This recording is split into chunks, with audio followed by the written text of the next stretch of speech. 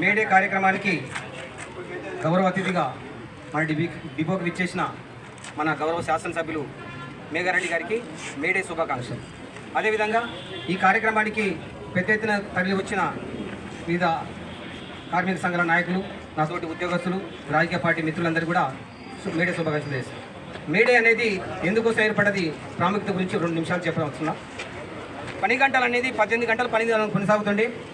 వాస్తవంగా వెట్టి చాకరీ చేసే సందర్భంలో చికాగో నగరంలో 1886లో ఈ రక్తపాతంతో ఆ రోజు పని గంటలు తగ్గించాలి, 8 గంటల డ్యూటీలు 8 గంటలే కొనసాగించాలని చెప్పి ఆ రోజు 1886లో చికాగో నగరంలో ఎర్ర జెండా, రక్తంతో తడిచిన ఎర్ర జెండా అయ్యి ఈరోజు మనకు అన్ని ప్రభుత్వ రంగ సంస్థలు అనుకోండి, ప్రైవేట్ సంస్థలు అనుకోండి 8 గంటల విధానం కొనసాగుతుంది. ఇప్పుడు అదేవిధంగా ఆర్టీసీలో 8 గంటల విధానం, 8 గంటల పనిదానం కనుమరుగైపోయింది. వాస్తవంగా గత ప్రభుత్వాలు ఆర్టీసీ కార్మికులపై పనిభారం పెంచి అతలకు శ్రమదోపిడి చేసి పని గంటలు అనేది 14 గంటలు 16 గంటలు చేసి వాస్తవంగా 8 గంటల పనిదినాల అమలు అనేది ఆర్టీసీలో లేకుండా అయిపోయింది. ఆ విధంగా ఆర్టీసీలో కూడా ఈ ప్రభుత్వం మాకు చేతులు అందిస్తుంది. అదేవిధంగా మాకు ఆర్టీసీలో 1 డిపోలో 8 గంటల డ్యూటీలు అనేది చాలా కనుమరుగైపోయినాయి. ఎక్స్ప్రెస్ డ్యూటీలు తప్ప ఆడటానికి కండక్టర్లు కానీ డ్రైవర్లు కానీ 8 గంటలు లేవు. ఆ విధంగా ఎమ్మెల్యే గారికి రిక్వెస్ట్ చేస్తున్నాం. మా డిపోలో డిఎం గారు కానీ పై అధికారులు కానీ ఆర్ఎంతో మాట్లాడి ఆర్టీసీలో ఆర్డర్ వాళ్ళకు కూడా 8 గంటల పనిదినం కొనసాగాలి. ఒక్క డౌట్ ఉందండి, ఆత్మకు మాదాపురం డౌట్ తప్ప 8 గంటల డ్యూటీలే లేవు. పోతే ఉదయం 6 గంటలకు బయలుదేరితే రాత్రి 10 గంటలకు వచ్చే డ్యూటీలు కూడా తప్ప ఒక్క డ్యూటీ కూడా లేవు.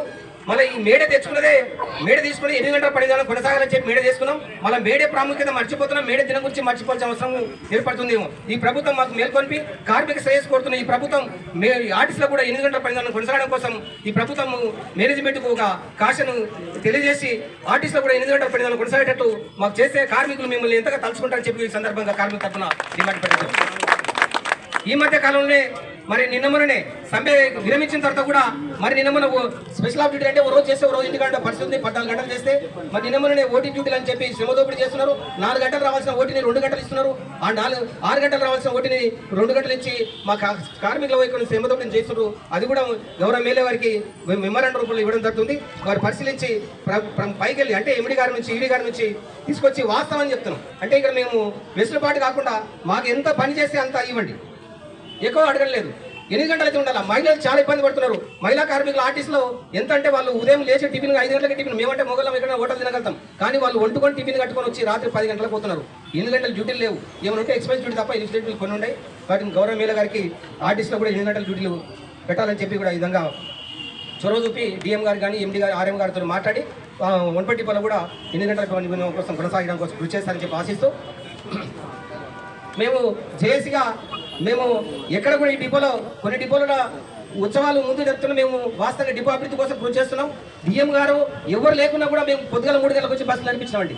అంటే చాలా డిపోలు ఎట్లుంటాయి, సమ్మె కాలపోయినాక 10 గంటలకు వచ్చి డిపోలు నడపాలి, విజయోత్సవ సభ జరపాలనుకున్నాం. కానీ మా డిపోలు లాస్లో జరగకూడదని చెప్పి మేమే ముందు వచ్చిన నాయకులుగా ముందు వచ్చి 3 గంటల నుంచే మేము బస్సులు నడిపినప్పుడు డిఎం గారు లేదు, ఇక్కడ ఎవరు లేదు. అంటే మేము ఒకవైపు సమస్య అభివృద్ధి కోసం కోట్లాడుకుంటే మా హక్కుల కోసం పోరాటం చేస్తే తప్ప కేవలం మా హక్కుల కోసం మేము పోరాటం చేయడం తలుచుకోలేదు. అంటే మన అస్వస్థ ఉంటేనే మనం ఉంటాం. ఫస్ట్ మనం కొట్లాడాలి, మన హక్కులు సాధించుకోవాలనే ఉద్దేశంతో మేము పనిచేస్తాం. కాబట్టి అదేవిధంగా ఎమ్మెల్యే గారు కూడా మా యొక్క హక్కుల కోసం పోరాడుతున్నప్పుడు మా నిజాయితీని, మా యొక్క శ్రమను దృష్టిలో పెట్టుకొని మాకు ఆర్ఎం గారితో కానీ ఈడీ గారితో కానీ ఎండి గారితో కానీ ఒంపటి యొక్క ప్రభుత్వానికి చేస్తే మేము కార్మికులుగా మీ ప్రభుత్వాన్ని గుండెలో పెట్టుకొని మళ్ళీ ప్రభుత్వం స్థిరస్థాయిగా ఉండేటట్టు మేము కృషి చేస్తాం. ఆర్టీసీ కార్మికులుగా మాకు వెన్నుపోటు వచ్చిన పార్టీని ఇక్కడ రూపుమాపినాం. గతంలో ఒక పార్టీ వెళ్ళిపోయింది, నెక్స్ట్ ఒక పార్టీకి దూరం అయిపోయింది.